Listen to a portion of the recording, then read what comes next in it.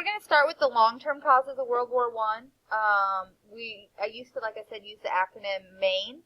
I now use mania because I make you remember the assassination as well as kind of the spark that lit the powder keg in the Balkans. So I just figured I should change then. So it's mania.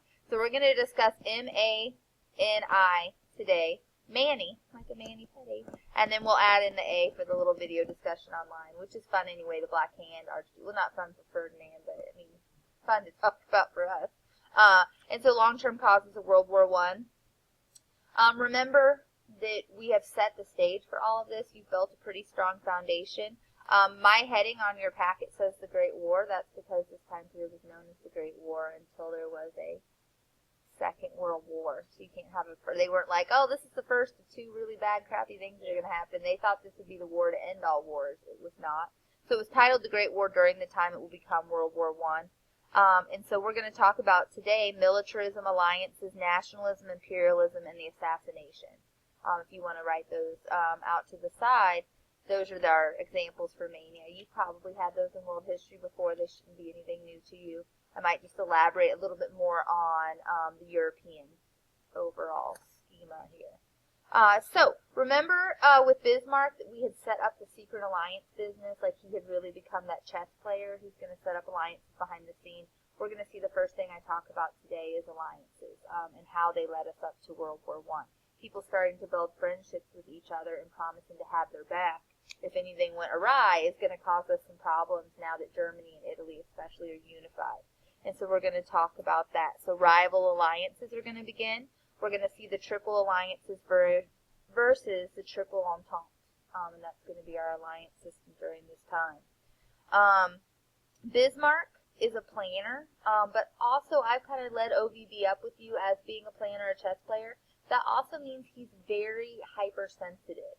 He's super hypersensitive, especially about Russia in this time period. So we're kind of going back a little bit before Wilhelm II, with his withered arm, is going to then kick Bismarck out. And so we're backing up a little bit. We brought everybody up to the interim, right up to World War I. And Bismarck is always keeping an eye out, and so we're going to see his planning. So in 1870, you need to remember that the balance of power in Europe had been upset by the decisive Prussian victory in the Franco-Prussian War and the resulting German unification. So we start to see that balance of power that the Congress of Vienna had tried to keep solidified there is going to fall apart. Bismarck, being in the lead of the unification of Germany, being right there at the top of the power, is going to start to fear the French as well in this time. What did he take from the French? That he thinks that they just are like scheming to get back, always scheming behind him. Yeah, Alsace-Lorraine. He feels that they're like right there, ready to attack him at any time. Like I said, he's hypersensitive. Also fearing Russia. He especially fears them with his fear of France now. What would happen to this new Germany if France is coming at him for Alsace-Lorraine and he ticked off Russia? What's something that Bismarck very much said he never wanted to see happen to Germany? A two-front war. Wilhelm. Ruin all of that. But yeah, he's very conscious of the fact that Germany probably would not survive a two-front war. And so he wants to keep that from happening. So he's going to start to make some friends. And so remember, Russia had blamed Germany for the Eastern question not getting the Balkans in that Berlin Congress. And so he's fearful, of inciting Russia even more. It's at this time that Bismarck says that the secret of good politics is a good treaty with Russia. He's going to try to start developing that, but he doesn't have Russia's approval right now. So who's the one person that Germany can still turn to in this time? Who's their BFF? Austria. Okay? So we're going to see that Austria and Germany align. So here on number 2, you need to circle 1879, the dual alliance. We're going to see that Austria and Germany come together. And Bismarck's goal in this is to try to stop Russian advances or Russian expansion. The dual alliance was based on German support for Austria in its struggle with Russia over expansion in the Balkans. This is our solid alliance in this unit. The other alliances, we're not going to see there's terms of what would happen if you attack. In this treaty, there are terms. If you are attacked by 2 or more nations, I have to come help you. There are terms. With some of our other treaties or alliances we're going to see right here, there's not terms like that. It's more vague, which is going to lead to some problems. Something before this, and I don't think this will be on the AP test, but Bismarck had actually formed the League of the Three Emperors before this alliance, and it had kind of fallen apart at the Congress of Berlin over the Balkan Peninsula. It lasted for a very short time. I don't think it'll be on the AP exam, but you do need to know the dual alliance. And this is going to lead us, become a major feature of European diplomacy until the end of World War I. Okay, so until the very end. So there we go. Yeah, League of Three Emperors, I just threw it on here. You might need to know that he had this in place, and then it kind of fell apart, and then it's going to end up being the dual alliance. The dual alliance is going to equal then the triple alliance. How? What's a dual take to equal a triple? One more. Yeah, one more. And so what they're going to do is add our other new to the party nation, Italy. Italy decides to jump on board. What's the motive for Italy wanting to jump on board with Germany and Austria? Okay, yeah, I mean, so they're wanting to expand. Again, they want, and have they been very successful in their imperialism? No, they have not. They're hoping for some help in this venture. They would like someone to help them colonize and imperialize. Huh? Oh, yeah. So the Triple Alliance, 1881, Italy is going to join Germany and Austria. And so we do have our terms here. If anyone gets into war with two or more countries, then the others have to step in. This will not be a common theme that we see, but it is part of this. And that's going to come into play here in a little bit. The Triple Alliance. Problem, though, what do you see, like, geographically the problem? We have Austria, Germany, and Italy as an alliance. They're all, yeah, and so they could face very seriously what Bismarck ultimately fears, which is a two-front war. Okay, they don't have any allies outside. You won this in the game of diplomacy? Only from you, Stephen.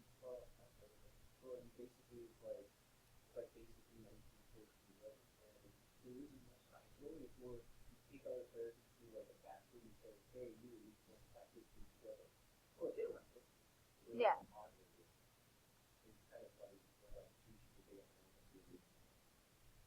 There you go. The problem with alliances. Yeah, in college, my college professor, his lecture on this always kind of drove me crazy because he compared all of these to like high school relationships. I don't know if he thought we were fresh out of high school that would make more sense to us, but like, don't you, like, when you're feeling insecure, try to get like a friend of someone else's friend to be part of your group, but you don't want them to get too close with your original friend because they're like your BF. And I was like, dude, like, just tell us about alliances. We don't need to go there. But now it's stuck in my head, so now I can hear his voice every time I talk about it. And then, like, France would be hurt, and they want you, yeah. And then, anyway. So Italy sought support for its imperialism. But Bismarck is still worried about Russia. Russia would not sign. Who do you think is keeping Russia out of this alliance? No, France isn't part of it. We have Italy, Germany, and Austria. Austria, okay? They really dislike Austria, and so Russia's still staying away. But Russia, we're going to see, is going to see, I will sign just with you, Germany. So we start to have these overlapping alliances, which are going to cause problems. So the Russian-German Reinsurance Treaty of 1887. So they've had this treaty. This is like, I'm reinsuring. Like, I don't know if I got enough insurance the first time. We're going to reinsure. We're going to restate our friendship. Promised neutrality of both Germany and Russia if either country, that should say, went to war with another country. Okay? So this is, as we can see, going to contradict with that first alliance, because what if Russia is one of the two, as a nation that goes to war against one that Germany's in their alliance? So we start to see that things are going to get messy.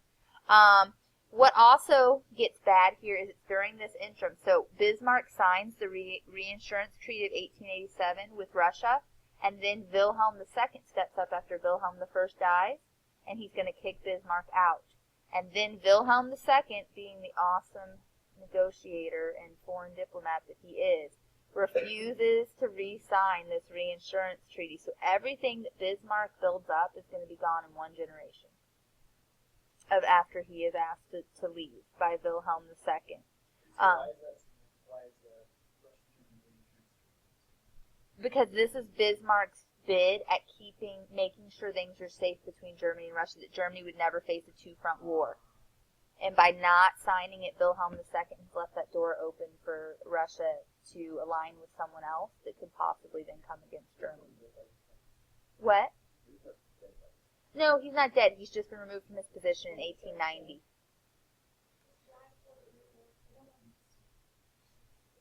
No, he's in exile. Not exile, like he hasn't been exiled. He like leaves to get away from Wilhelm. Yeah, not like really vacationing. Like he's keeping an eye on the Balkans, and we'll talk about his quote here in a second because he's very observant of what's happening. And in fact, he's going to have a pretty keen statement that applies still today to the Balkans.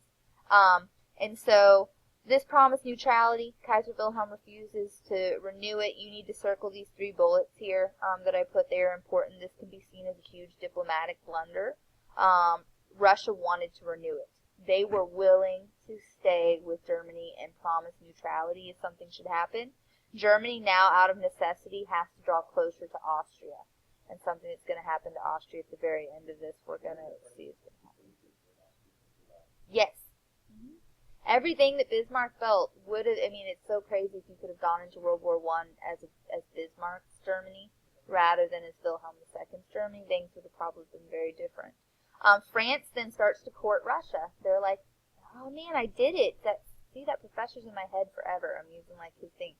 So then that friend is out there all alone, and yeah. Anyway, so France courts Russia, and this equals a Franco-Russian alliance, which is weird. Who would ever think the French and the Russians would get together? Because the French are very radical, and the Russians are very reactionary. Those aren't two philosophies that generally mesh well. Maybe it's opposite. Man, I'm doing the opposite attract. I'll just never be able to teach it without thinking about him. And the two will become allies out of necessity. Okay, their fear of Germany is going to override their dislike of each other's policy. Okay, so what's going on with Britain at this time? Britain is in its own what they would call splendid isolation. They are like, haha, suckers on the continent. We are over here. We are keeping ourselves separated. They are very intentionally staying out of European affairs. But after 1891, Britain was the only non-aligned power. They're the only ones that haven't stepped into this mess of web of alliances by choice. They are purpose. Not that no one asked them to come play. It's that by choice, they're like, we're in a splendid little isolated bubble. We're just going to stay right over here. Something will change that, though, as they see France ally with Russia. They're going to look at the Japanese and say, well, it would probably be good to have some friends on that side of the world. Like, we might need to invest in that. And so the Britain will seek Japanese agreement to benevolent neutrality as a possible counter to Russian threat in India. So the jewel of the crown, Russia's moving closer. They need to protect their jewel. They're going to try to ally with someone over there who had soundly beat the Russians, right? So this is pretty obvious. This is the end of Britain's splendid isolation, and they do it only to protect their colonies. Their empire is very important to them. The Entente Cordiale in 1904, which literally translates to the friendly agreement, has no real definition of terms, but this will be a friendly agreement between Britain and France. So Britain and France have not been getting along for a while. If you remember the Fashoda incident, that they kind of run into each other in Africa. There's just all kinds of stuff that's been going on. They haven't quite recovered, but they're willing to put those differences aside because the Germans are going to start building up their navy. What's Britain known for? Their navy, and so this is really scares the crap out of them. And so Britain and France are going to become friends in this time. It hinges on two things. France has to accept British rule of the Sudan, and Britain recognizes French control of Morocco. Circle B. B we will come back to. Britain promises to recognize French control of Morocco, meaning if someone moves into Morocco and tries to take it from the French in Africa, the British must do what? Yeah, these are really the only two terms. Not if you get attacked by somebody, but that will protect this colony for you. So by 1907, we have the Triple Entente, which is Britain, France, and Russia. I went too far. Okay, the Triple Entente, 1907, Britain, France, and Russia, formed to check the power of the Triple Alliance. New friends with old friends, is kind of the quote they have. So France tries to bring its old friend Russia and Britain together and are going to successfully do so. And then we verse Germany, Austria, and Italy. Within one generation, you should write here, everything that Bismarck built up is destroyed by Wilhelm. Okay, everything is just off kilter. The alliances are not arranged the way he would have wanted it. Germany, Austria, very seriously facing a battle against three large powers, two-front war. And now, the alliances I like to think of as an anchor of World War I. You know, if you throw an anchor over a ship and just click, click, click, click, click, click, everything else follows. Alliances are kind of the anchor. Everything else is going to jump ship because of these alliances. And that is going to lead us in to the Anglo-German arms race, or our M in mania, militarism. So the Anglo-Germans arm race is going to be based in the belief in militarism, that you should have the largest, that's a sign of your power, by the largest military. We'll also see during this time there'll be some counter moves towards pacifism. Alfred Nobel of Sweden, who had invented dynamite, is actually going to feel like, ooh, maybe I should donate after I die all of my wealth that I made off of dynamite into this Nobel Peace Prize and other Nobel Prizes. And because, dang, if the thing that I created didn't end up being destructive and deadly. And then we'll have Bertha von Suttner, an Austrian, who will actually be the first woman to win the Nobel Peace Prize. All of this kind of comes out as a reaction to militarism. Like, we should quit trying to out-arm each other. I mean, really, if you think about it, you're not arming to just sit and pick daisies. There's no reason to arm if you were not going into war. There's a lot of people would say, like, with nukes and the size of the military now, like, why put the money into something that you're not using? And so, I mean, that's the concept of militarism. Also in the 1890s, as a side note, you probably did this DBQ with Miss Groupie and Miss EK on the Olympics. In the 1890s, probably remember, it was your first DBQ, right? And, yeah, memories. But you would get out your aggressive nationalism, like, on the court, right? Like, against another nation, you would beat them in a sport, and that was supposed to curb this desire to kill people of other nationalities. I don't know that works so well. But we do have a counter reaction, but it's not going to be as successful as militarism itself. So if you didn't know, the British policy at this time was to have its fleet larger than the combined fleets of two rival nations. So twice, like the 2 times the power. I think ours is 10 times the power now is where we stay right now. But at this time, it was 2 times the power standard is what's that called. So in 1898, Kaiser Wilhelm II began expanding the German Navy. He read this book, The Influence of Sea Power Upon History, A.T. Mahan, and he decides that the only way Germany can, like, have its time in the sun is to have a great navy. I think he takes that from the empire on which the sun never sets, Britain. We need our time in the sun. And so he says, I'm going to do that through building a navy. Admiral Alfred von Tirpitz is going to lead the naval build-up for Germany. He believes that a strong navy equals a strong nation. And the British are actually going to send a gentleman called Haldane into Germany to say, hey, this is like crazy. What are we really competing for? We don't want to go to war with you. You don't want to go to war with us. We're in these alliances. It's not going to work out well.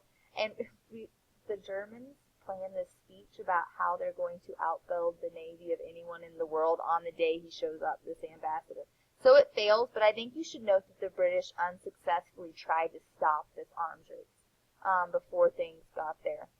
By World War I, however, both Britain and Germany possessed dreadnoughts, new super battleships named after Hans Dreadnought, with awesome firing range and power. I think it's crazy that $94 million was spent on military buildup in 1878, and by 1914 it's $398 million.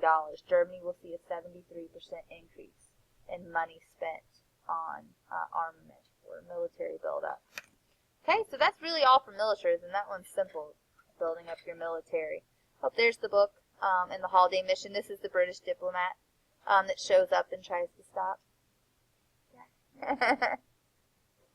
Influence of the Sea Power. Has anybody read that book? I heard it's one of the best naval books. That's the one that influenced Yeah, we start to, actually, that's a good point, Matt, thank you. We start to build up here, too. This is where we start our naval push, is due to this. But I've actually always meant to read it, but I heard it's pretty technical militarily. And I've gotten into some West Point stuff before, and it takes me forever to get through. So, I don't know. I'll keep it on my bucket list. We'll see. There's the dreadnoughts, just some ships at this time, both setting up. And that brings us to our I in mania. That brings us to imperialism, which we just used in the last unit, so this should go pretty quickly. So, as we know, imperialism caused increased tensions. When you're out in the world, there's only so much world, which sounds, silly, but really with where they're aiming, you're going to start to bump into each other, just like the Fashoda incident. And so imperialism only exacerbates the tensions we have already in Europe. It's just going to bring it on a new level. The Berlin Conference of 1885, where we carved up Africa without any Africans present there to decide what should happen, allowed Germany's late entry into imperialism and led Bismarck to establish rules for carving up Africa. So it gave Germany a high seat in something that they were very young at. Britain had been imperialistic for a long time, France, Spain, Portugal. And then if you remember the Kruger telegram that Wilhelm sent, congratulating the Boers on their victory over France, had been triggered British anger, or at the British, had triggered, and Queen Victoria sent a letter to her grandson, won't you do that again? And everyone's related, so we have all of these tensions. And then in 1906, the Algeciras Conference is going to settle the first Moroccan crisis. So we're going to start to have some crisis in Africa. Who holds Morocco at this time? France. Who has promised to defend France's right to have Morocco? Britain. Who's new to the imperialistic game and thinks that they have the right to decide things in Africa? Germany. So the Kaiser gets on this boat, and he just goes on this warship. It's not just like a pleasant, little yacht. On this warship, and he sits outside Morocco, pretty much guns pointed there, and says, hey, Moroccans, you should be free. So pretty much stating, hey, you should get rid of those French overlords. And I think in the context there, I would be happy to help you out. And tries to poke Britain with a stick. Wilhelm tried to use some of Bismarck's techniques, but really, really poorly. So he's going to try to poke Britain and see how strong the friendship is between Britain and France. And Britain, France, Russia, and the U.S. are going to actually come together. There's going to be a conference, the Algeciras Conference, and all of them, except for Austria, are going to side with France. So it actually backfires. Because it's going to bring Britain and France closer together. They honor the fact that Britain should step up if Morocco is challenged, or France is holding and Morocco is challenged. And it makes other people in the world go, I don't know if I like you, Germany. You're a threat. You're just bullying and you're picking. And we all have our colonies. You don't see anybody picking at your colonies. And so it actually backfires. And Germany, who was hoping to drive this friendship apart, now actually ends up over here with no friend. Okay? So, except for Austria, but who wants Austria as a friend anyway, right? So, Germany, what do you do when you've been separated from everyone? Cries encirclement. They start whining. They say, oh, you're picking on me. You're all encircling us, when they're sitting on a gunboat outside of Morocco. But anyway, the Triple Entente was created in response to this action of Germany. The second Moroccan crisis is the same thing. Wilhelm isn't done poking yet. And so German gunboat is going to be sent to Morocco again, trying to take the city of Fez. And we'll go if you give us, France, some of the part of the Congo. So they're making demands now. We're holding hostage from the city until you give you. Britain again says, dude, we just told you that we're going to step up and help France. And so they come in. Germany does get some minor concessions, but some observers actually believe this would be the first shots of World War I. It gets pretty intense here, but Germany backs down for some minor things, but they become further isolated from the rest of the world. And now we're into our fourth cause, our last of today, and then you'll touch on the assassination in your video and discussion this evening. And that is going to be nationalism. Nationalism is going to create a powder keg in the Balkans. I like to refer to it like the Balkans as this powder keg. So you think of those old big drums like here. of the powder keg, and it was actually referred to this. So it's like the sick man of Europe, the Ottoman Empire, and then the powder keg is the Balkans. So everyone's like, oh, I wonder when that sick old man or sick old lady's going to die. The Ottoman Empire. And everyone has their eyes on the Balkans. They're just all like waiting to pounce. And so it says powder keg. And does anyone know what the light is going to be on this powder keg? Yeah, it's going to be Serbia. It's going to be the assassination of Archduke Ferdinand. That was the Black Death, Archduke and Ferdinand, all in one word. I just made up a new word. By the Black Hand, which is a nationalist force, terrorists almost. And we'll get to them on the video tonight. They're kind of fun to talk about. All right, so the Ottoman Empire, the sick man of Europe, is going to recede from the Balkans, leaving a power vacuum, leaving everyone going the same Eastern question we've been having. Who gets to take that over? We already talked about Pan-Slavism and the Eastern question, which is a nationalist movement to unite all Slavic peoples. They are like, we should also be able to come together, be united as one nationality. It encouraged the Serbs, the Bosnians, the Slovenes, and the Croats to take a single political entity in southern Europe. As the Southern Slavs' big brother to the east, Russia is going to see that it is their place to focus on the Balkan territories. So, like, we need to step up and be big brother and help you out. And that's their Eastern question. Bismarck had managed to keep Austria, Hungary, and Russia separated during his chess playing. Like, he had been able to keep them separated. And this is where he says, if there's, I think I have it on this next slide. Oh, nope, I skipped it. But if there's ever another war in Europe, it will come out of some damn silly thing in the Balkans. And he will be exactly correct. He had very strategically kept them separate and tried to keep Russia as a friend so that he could maneuver his way around this question of the Balkans. And with Wilhelm just lets all of that fall. And so we're going to have a new Serbian king who wants to make one united Serbia. And this is where we'll have the first Balkan crisis, or the Bosnian crisis of 1908. You might want to add the date there. I forgot to type it in for you. Of 1908. So the Young Turks, led by Ataturk, Mustafa Kemal Pasha, set up a parliamentary government in the Ottoman Empire. It was secular and it was liberal. It was politically progressive, and others looked at it as weak. Other European powers were like, you're kind of like those young Italians, or you're just one of those revolutionary movements that isn't really going to make it. And so they were kind of looked down upon. In 1911 to 1912, Italy will take Turkish province of Libya, showing how weak the Ottomans have become. So it's just like that final nail in the coffin, kind of really. We know we're killing the Ottoman Empire here.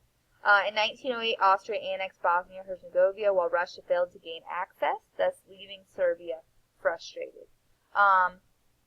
Austria's action directly violated the Congress of Berlin of 1878. They could administer Bosnia-Herzegovina, but they could not annex it. So that's where they break it. It's not that they couldn't come in and tell it some things to do. Nice shirt for today's lecture. I just saw that. It's like, that's like prime. And so who should help the Serbs? Who do you think the Serbs are going to think should come help them? Russia. Very good. But does Russia show up from what you know about Russia in this time period? No. You can write right here, pattern. This is going to start a pattern for Russia. Russia is still kind of reeling from some defeats at this time. You have to remember that they're trying to modernize. There are just other things going on. And so Russia's not going to step up to help the Serbs. Although they would really like to claim this area and feel that they should combine these peoples, they aren't going to step up against Austria, because Austria is allied with whom? Germany, who's in an arms race with Britain and a naval race with Britain. So, I mean, they are making some leaps here. This is going to start a pattern of Russia staying out. But the minute Russia does come in, what happens? World War I, okay, or the Great War will happen. So the First Balkan War, Serbia, Greece, and Bulgaria allied successfully to drive the Turks out of the Balkans. It doesn't last very long. It's about 1 month of fighting. We're not going to go into really any of the details of the fighting, except that it lasted for less than 1 month. Most of the formerly Ottoman Balkan territories were now divided among the Balkan states. Serbia was concerned about port access to the Adriatic Sea, but was rebuffed when Austria created the state of Albania to block Serbia, so we still have this challenge of power going on. The Second Balkan War of 1913, Bulgaria is going to be angered And so we're not going to go into a lot of detail here, just enough to set the stage. At Serbia and Greece, and for acquiring significant territory in Macedonia and thus attack both countries. Really, you need to know that Russia doesn't come in again, so hence this pattern. Serbia keeps getting frustrated because it's blocked by Austria-Hungary, so tensions build between them. And then the Third Balkan War between Austria and Serbia will become World War I. And we're going to talk about how that begins in the summer of 1914 with our last A in Mania, assassination. And that will be your fun video discussion tonight, to look at the assassination of Archduke Franz Ferdinand and some of his back details and the curse of the car and all of the fun things there.